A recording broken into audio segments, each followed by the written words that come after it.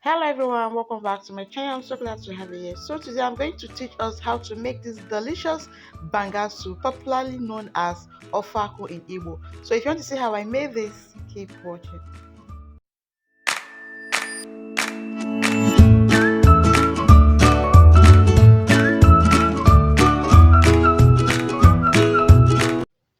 So this is the ingredient I'm using to make the banga soup. I have my palm kernel fruit, then I have scent leaf, and then dry fish. I also have crayfish. I'm going to grate it. Then the onion, pepper, seasoning cube, and open. I don't know the English name for this. I just know it as open.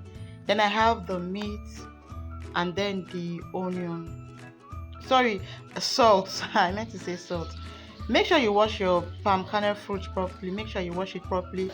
Add water, cover it, and allow it to boil. So while I'm waiting for the palm kernel fruit to boil, I'm going to wash my meat, season it, and then allow it to, parboil. You can use any season of your choice to season your meat. So after the palm fruit is soft, that's it should be soft and tender. Then I'm going to sieve it from the water and pour it into the mortar, into a mortar, as you can see me doing. Pour it into a mortar, then and start pounding it. But take note that when pounding it, you don't pound it with force, to break the seed. No, you just pound it, not too gentle, not too hard. Just pound it, because what we actually need is just the juice from the back. So that's just what we need. So you keep pounding till it's like this, till it's like this. So after that, you go ahead and add in hot water. This like oil, so using cold water, it will not bring out the juice very well. Just use hot water, it's preferable, but make sure that the hot water does not um you know burn your hand.